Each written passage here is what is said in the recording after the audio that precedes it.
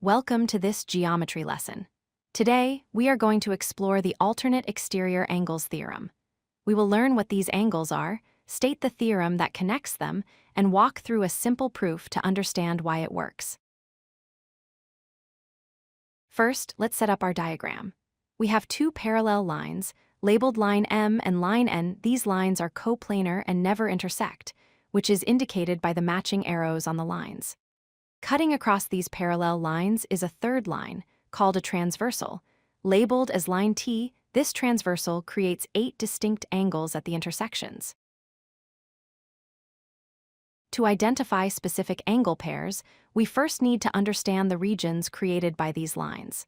The area between the two parallel lines is the interior. However, for this theorem, we are interested in the exterior region. This is the space outside of the parallel lines, shown here at the top and the bottom of the diagram. Now, let's find the alternate exterior angles. The word alternate tells us they are on opposite sides of the transversal line. The word exterior tells us they are in the outer regions we just identified. In this diagram, angle 1 is on the top left, and angle 8 is on the bottom right. They are on opposite sides and outside the parallel lines, making them an alternate exterior pair. Here is the theorem itself. It states that if two parallel lines are cut by a transversal, then the alternate exterior angles are congruent. In geometry, congruent means they have the exact same measure. So, if we know the measure of angle 1, we automatically know the measure of angle 8.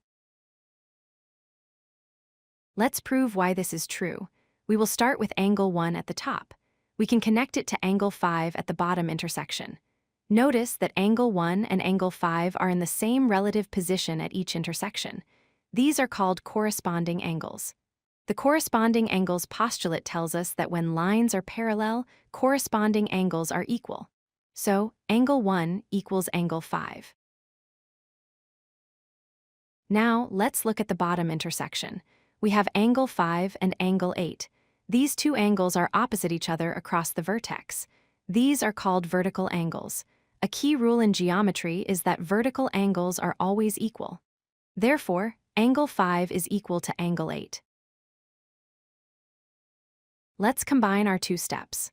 First, we established that angle 1 equals angle 5. Second, we showed that angle 5 equals angle 8. By the transitive property of equality, if angle 1 is equal to angle 5 and angle 5 is equal to angle 8, then angle 1 must be equal to angle 8. This completes our proof. Let's apply this to a problem. Suppose we are told that angle A is 125 degrees. We need to find the measure of angle B. Notice that angle A and angle B are alternate exterior angles. Since the lines are parallel, the theorem tells us they must be equal. Therefore, angle B is also 125 degrees. To wrap up, remember these key points. Alternate exterior angles are located on opposite sides of the transversal, outside the parallel lines. When the lines are parallel, these angles are always congruent. We proved this relationship by linking corresponding angles with vertical angles. This concept is very useful for solving missing angle problems in geometry. Thanks for watching. If you like this video, hit that like button and don't forget to subscribe. Visit codelucky.com for more such useful content.